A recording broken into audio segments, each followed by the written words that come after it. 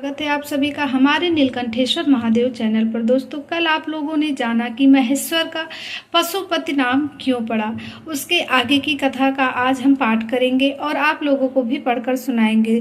तो दोस्तों, वीडियो शुरू होने से पहले अगर आप चैनल पर नए हैं तो चैनल को सब्सक्राइब करें और लाइक करें, ज़्यादा से ज़्यादा लोगों को शेयर करना और बेल आइकन को ज़रूर प्रेस कर दीजिएगा ताकि आपको ऐसे वीडियोस की जानकारी हमेशा मिलती रहे।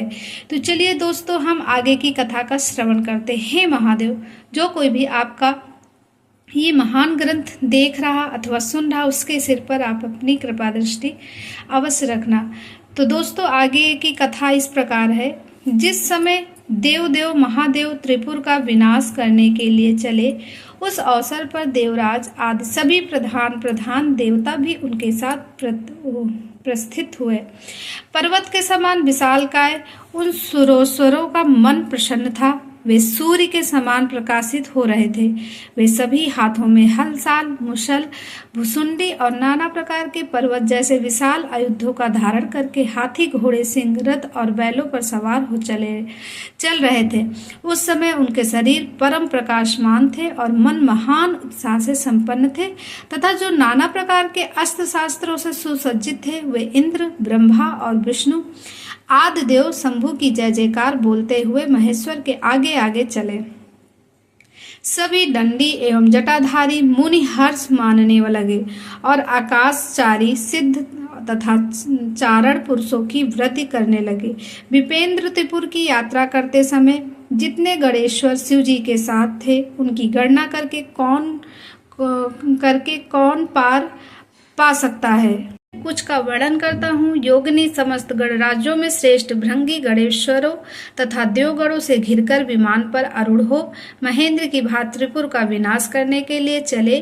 उनके साथ साथ केश, विगतवास, महाकेश, महाज्वर, सोमबली, स्वर्ण सोमप, सनक, सोम वृधक, सूर्य चर्चा, सूर्य प्रेक्षणक, सूर्याच, सुरनामा, सुर सुंदर, प्रस्कंद, कुंदर, चंड, कंपन, अतिकंपन, इंद्र, इंद्रजय, यंता, हिमकर, साक्षात, पंचाक्ष, सहस्त्राक्ष, महोदर, सतीजु, सत्यास्य, रंक, कपूर, पूतन, द्विशिख, त्रिशिख, अहंकार, कारक, अजवक्त, अष्टवक्त्र, हायवक्त्र, अर्धवक्त आदि बहुत से अप्रेम बलशाली वीर गणाध्यक्ष लक्षण की परवाह न करते हुए महेश्वर को घेर कर चल रहे थे।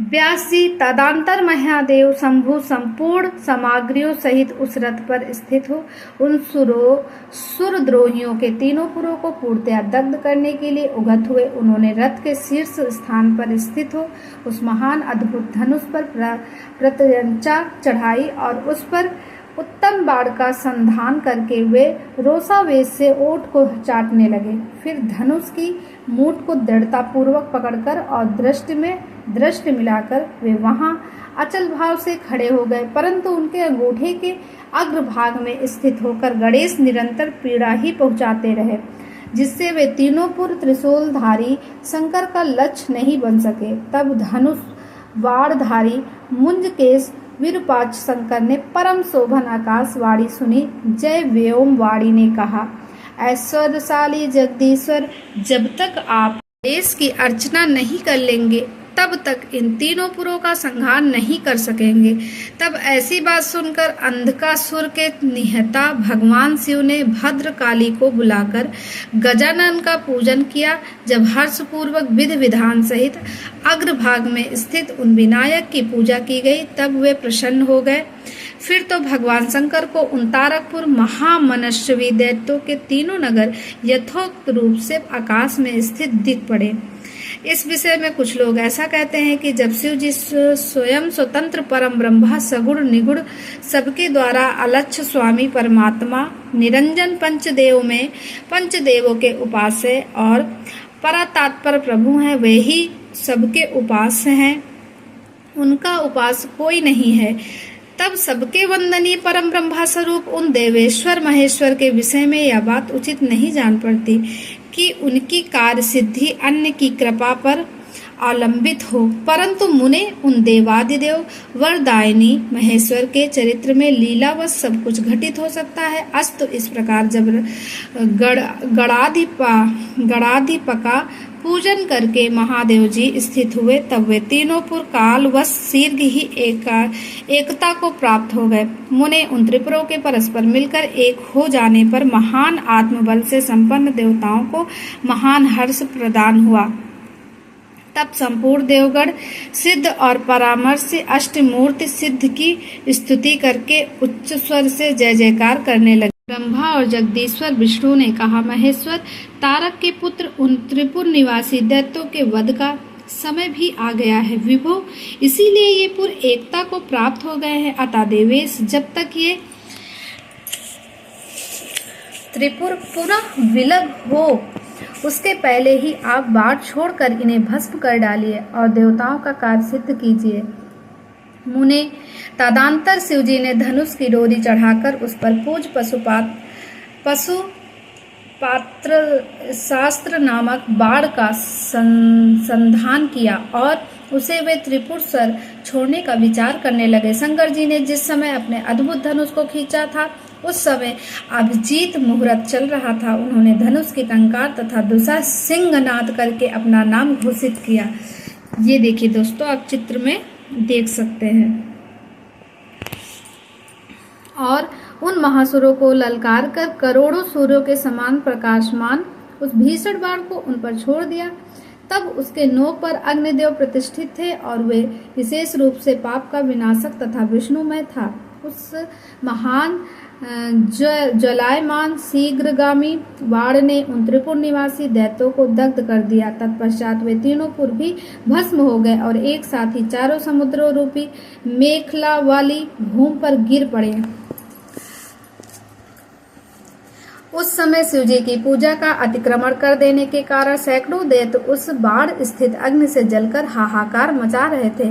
जब भाइयों सहित तारकाक्ष जलने लगा, तब उसने अपने स्वामी भक्त वत्सल भगवान शंकर का स्मरण किया और मन ही मन महादेव को देखकर परम भक्ति पूर्वक नाना प्रकार से विलाप करता हुआ वह उसे कहने लगा। तारकाक्ष बोला, भाव आप हम पर प्रसन्न है, यह हमें ज्ञात हो गया है। इस सत्य के प्रभाव से आप फिर कब भाइयों सहित हमको दग्ध करेंगे। भगवान जो देवता और असुरों के लिए अप्राय है, वह आपके हाथ से मरण रूप दुर्लभ लाभ एवं प्राप्त हो गया। अब जिस जिस योनि में हम जन्म धारण करेंगे, वहां हमारी बुद्धि आपकी भक्ति से भावित रहे। मुने यो वे दैत्य विलाप कर ही रहे थे कि शिव जी की आज्ञा से उस अग्नि ने उन्हें अद्भुत रीति से जलाकर राख की ढेर बना दिया। व्यास जी और भी बालक और वृद्ध दानव थे, वे शिवा ज्ञानुसार उस अग्नि द्वारा शीघ्र ही